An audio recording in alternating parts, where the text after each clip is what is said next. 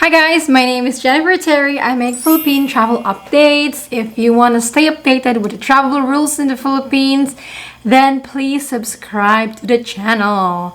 In this video, we'll talk about money. How much money do you need when traveling to the Philippines with the current protocol? Because quarantine is still required, and that makes traveling to the Philippines expensive. Yes. So this video is mainly for non-OFWs. So let's be clear on this before we start. OFWs, non-OFWs. OFWs po, yan mga naka-working visa. Alam niyo yan guys, kontrata kayo to work abroad, di ba? Naka-residence visa kayo. Yan.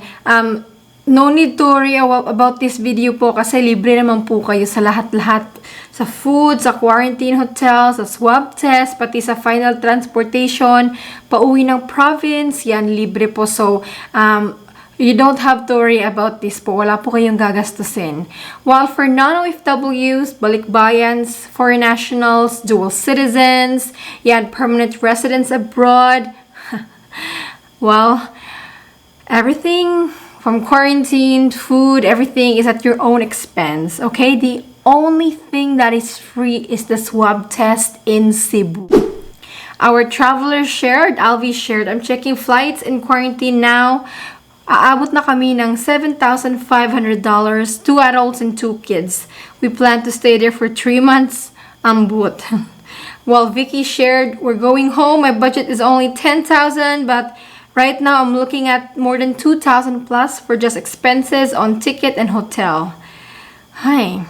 So before we begin, let me just clarify what expenses will not be covered in this video that you should also be prepared for. So for example, plane tickets. Look, so plane tickets vary on saan kayo galing, which country you're coming from, the distance, and when you book them. If you book like 2 months in advance, 3 months in advance, it may be cheaper. If you book for a flight for December, expect it will be expensive because the demand is very high for flights for December. So many Filipinos want to come home. Yan. So, just to give you an idea, just for example, here's a Philippine Airlines Los Angeles to Manila flight. You leave on November 29 and then you go back on January 2. So basically, you stay there for the whole month of December, Christmas, and a New Year. So the price ticket with Philippine Airlines as of checking today is at $2,113 US. Okay? Then another example is San Francisco to Manila with Philippine Airlines, guys. Yan, you leave San Francisco on December 13 and then you go back on January 9. The price tickets cost $2,573 US dollars. So yan, it's pricey. Now, another expense that may be incurred that we will not be accounted in this video is COVID test. Now, Jennifer, is a COVID test required for entry to the Philippines? It depends po whether you need to show negative test result, depende yan sa layover country or sa airline. And another expense that will not be accounted is if you're a foreign national and you need to apply for a visa, then the visa fee. Okay, now let's go and calculate how much money do you need. First expense will account into a swab test, COVID test. It is mandatory in the Philippines. Okay, even children need to be tested. A person as young as 2 months old will be tested. Yep. Even if you say, I have a negative COVID test result with me. No. You need to get tested upon arrival in the hotel. So when it will be administered on the 5th day of your quarantine, on the 5th day upon arrival in the Philippines. So if you arrive in the Philippines on December 1, if you're fully vaccinated, your test will be done on December 5. If you're unvaccinated, your test will be done on December 7. Okay? Now, you can pay in advance online or you can pay at the hotel. Okay, there's 2 options. I think it's cheaper if you pay Philippine peso. If you're gonna be paying at the hotel, use Philippine peso if you wanna be cheaper. Because their dollar exchange rate may be low. How much is the test, Jennifer? The cost of the swab test depends on your airport and terminal. So if you are Philippine Airlines passenger, your swab test is for 3,000 pesos. While if you're flying with a foreign airline, you're landing in Terminal 1 or Terminal 3 of NAIA Airport, your swab test with PadLab will cost 2,500 pesos per person. In Clark, it's a bit cheaper. It's 2,800 pesos. You can either pay by card or use your foreign exchange, foreign currency, dollars pa yan, or pounds, yan. Or you can also pay through debit card or credit card. Now, for senior citizens and person with disabilities, you can avail a discount for your test. But please coordinate with the testing laboratory, either with PadLab or Detoxicare. But if you have your test with Red Cross, it's a bit cheaper. It's 2,800 pesos. Remember, if you want to get tested by Red Cross, you need to register and pay advance online. Next expense is transport from airport to hotel. So in Manila, you can either choose hotel pickup, so pre-arranged hotel transfer, pwede din metered taxis or coupon taxis. If you're landing in Clark or in Cebu, it's going to be hotel pickup. Yeah. So guys, if you want cheaper, I think metered taxis and coupon taxis is cheaper as long as you find a driver who is honest, no? With this expense for the transport from airport to hotel will be conservative. We will allocate 1,000 pesos. While for families going home, consider 1,500 to 2,000 pesos. So it really depends how far your hotel is from the airport. Reminder, Jennifer, I have my family who can pick me up. No, that's not allowed. Okay, it has to be accredited. Cannot be Uber, Grab, or a family pickup. No. Next up is hotel. Now this is the biggest expense. You guys already know. The biggest expense is the hotel, and you guys, you have to pay for your own. You will pay 5 nights if you're fully vaccinated. Well, if you're unvaccinated or you're traveling with children. Okay, I'm fully vaccinated. My husband is fully vaccinated, but our baby is not. Then we will follow the 7 nights quarantine booking. Yeah, unfortunately, the Philippines doesn't even consider children. Like, and they just recently started vaccinating children here. It just doesn't make sense. But anyways, with the hotels, there's a lot of options. You can choose to stay with a 5-star hotel like Conrad Hotel, Shangri-La Hotel, Marriott Hotel, yan. Or you can also go with a budget hotel like Sogo, Red Planet, Red Doors, OU Hotel, yan, mga budget hotels yan, guys. So it's your choice. It's your choice. Because it's your money naman. So just to give you an idea, for example, this one, a fancy hotel, the Citadines Hotel, 3,800 with full board meals.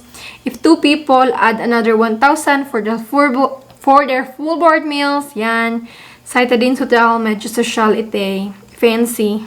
And this has also good reviews from travelers. Another option for budget, people who are on budget, you want cheap price. Red Planet Hotel, 1,300 pesos per night, and then 750 pesos for the full board meals per day. Yan.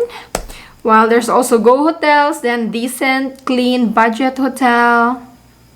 Rate starts at 1,500 per night. Yan.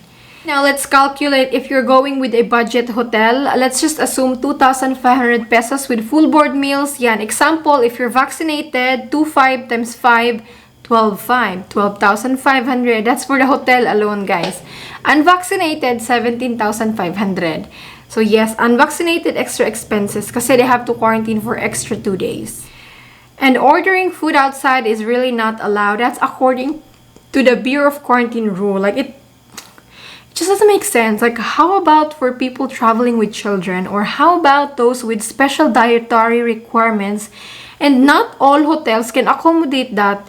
Like, I just don't understand. Like, it's just a small service. You know, even if, let's say, they allow us to order food outside, let's say 2 times a day, diba? Or even just 1 times a day, it's not big deal, diba? They can hatid naman the food outside the door. So what's the difference with orders food outside? Anyways, yun nga, extra, napakaliit lang na service. They're not even cleaning our rooms because of quarantine. How about just put order food outside, di ba? Anyways, guys, yun nga, ordering food outside is not allowed. There are some hotels that will allow it. Yan. Just a reminder, if you have allergies, please get in touch with your hotel before booking. And that's really it. Swab test, transport from airport to hotel, and then hotel with food.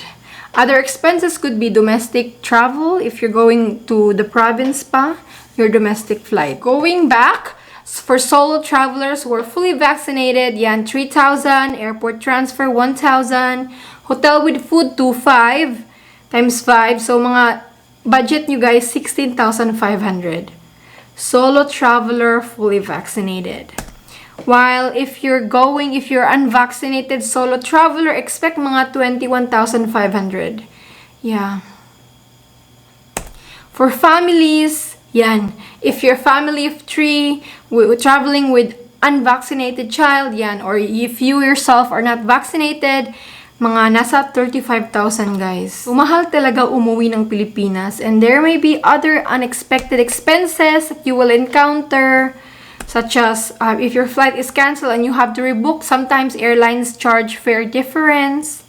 Or if you're going home to the province, if your final destination is the province. So let's say, for example, myself, I landed in Cebu. What if I stay in Cebu for 1 week? Then my negative test result will expire. Davao is my port of entry to my province.